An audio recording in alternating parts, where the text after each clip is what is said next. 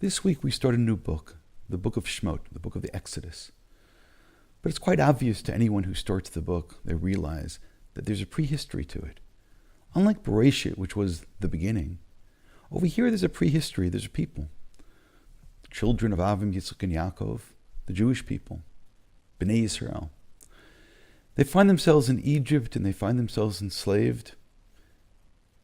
And perhaps they find themselves with little hope. So perhaps we can look at this as a new book with a really sad beginning.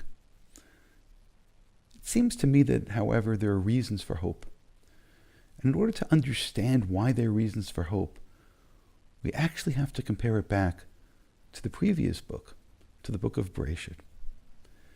The book of Bereishit is a book where families don't get along, where brothers don't get along.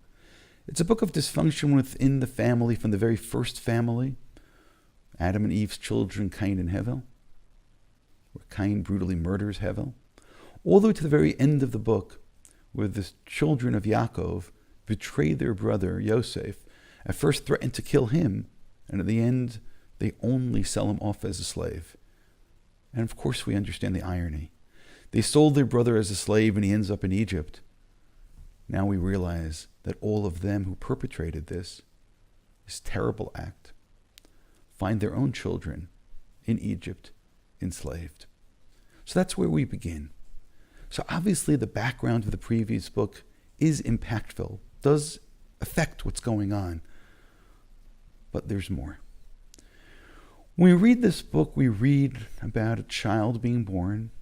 And with every child, when the child is born, there's hope. We believe that perhaps their lives will be better, will be different. But when this child Moshe is born, there's very little hope.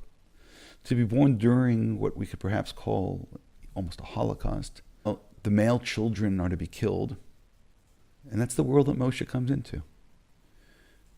And he's hidden by his mother for a few short months. And finally, the best situation that they can do, and that's really what strikes us, the best scenario, is she places him in a teva, in an ark, which as well reminds us of a scene in the book of Bereishit, where there was destruction all around and hope came from an ark.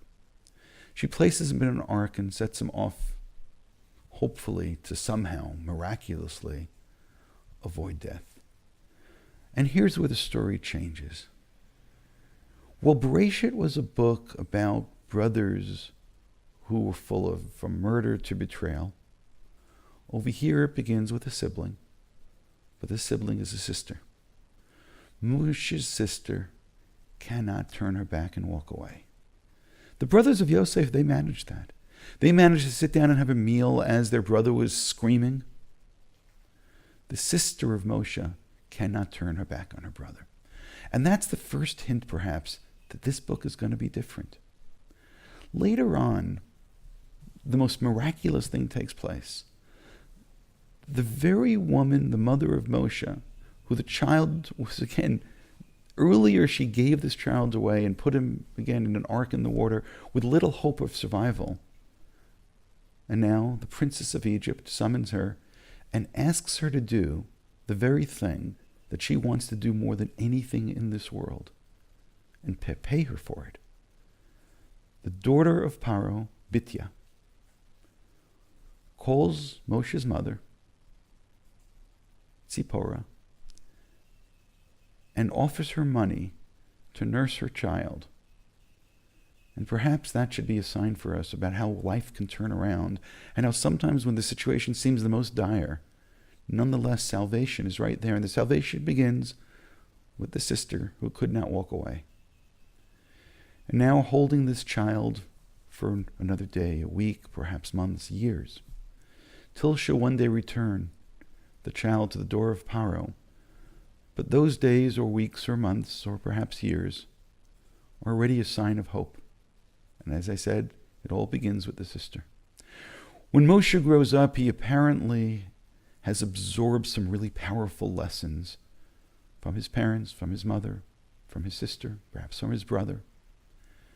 And when he gets a little bit older, he walks outside of the palace and he sees a Jew, and he's described as one of his brothers, though that's not a biological brother.